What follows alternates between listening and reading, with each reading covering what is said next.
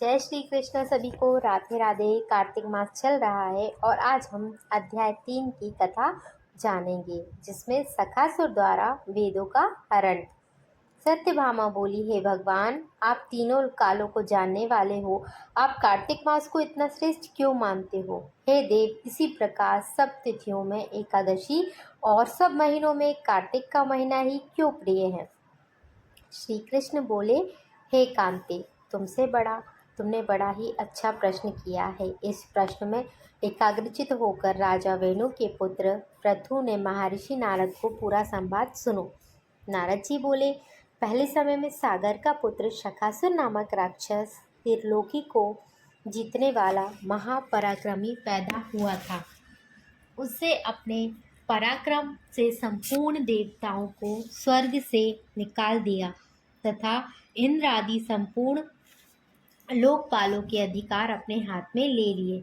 सब देवता सखासुर से भय से सारे मारे हुए बहुत ही वर्ष व्यतीत सुमेध पर्वत की गुफाओं में रहे। एक समय सखासुर ने विचार किया कि मैंने देवताओं को जीत लिया है, परंतु वे अब भी बहुत बलवान मालूम होते हैं। अब मैंने जान लिया कि वे वेद मंत्रों के प्रभाव से युक्त हैं, इसी से वे बलवान हैं। अतः उनके वेदों का हरण कर लिया जाए तो स्वयं ही बलवान हो जाऊंगा। ऐसा सोचकर सखासुर सत्यलोक में गया, जहाँ भगवान उस समय सोते हुए थे। उसके मन में चोरी की इच्छा थी, इस कारण वह वेदों को चुराने लगा तथा बीजों सहित वेद मंत्र उसके भय के कारण इधर उधर पानी में छिप गए। तब शकासुर उन्हें खोजते हुए समुद्र के अंदर विचरण लगा, परंतु उसे वेद मंत्र इकट्ठे नहीं मिले। उधर ब्रह्मा जी भी समस्त देवताओं के साथ वैकुंठ लोक में भगवान विष्णु की शरण में गए।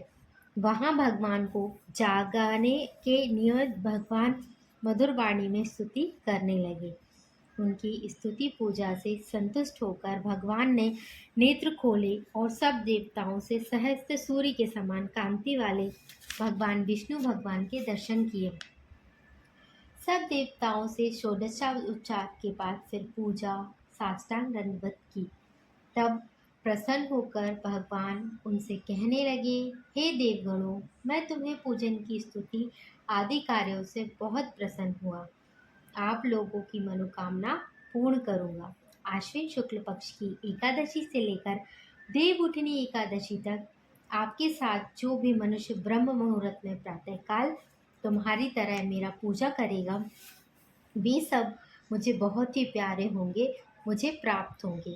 तुम्हें यहाँ आने की सबको ज्ञात हो गया है। सखासुर जिस वेदों को हर कर ले गया है, वे सब सखासुर अभी जल में ही स्थिर है, इसलिए मैं सखासुर को मारकर वेदों को ले आऊंगा।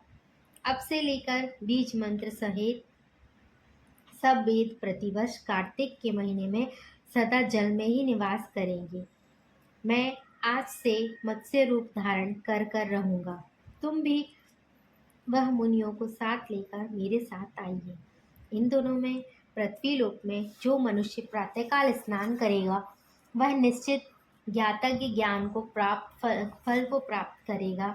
अतः देवराज इंद्र, जो लोग कार्तिक मास में स्नान का नियम पालन करते हैं, उनको तुम मेरे लोक में पहुंचा दिया करो और उनकी सब आपत्ति तथा विघ्नों की रक्षा करते करो।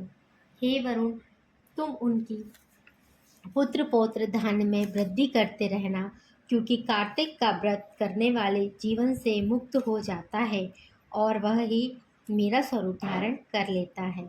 और अन्य में सभी देवताओं के साथ जो जन्म से मरण तक इस उत्तम व्रत का नियम पालन करता है, वह तुम्हारे लिए पूज्य है। तुम लोगों ने मुझे एकादशी के दिन जगाया है, इसलिए यह तिथि परम पवित्र है। सदा मनाने योग्य यह तिथि मेरे लिए परम प्रिय है।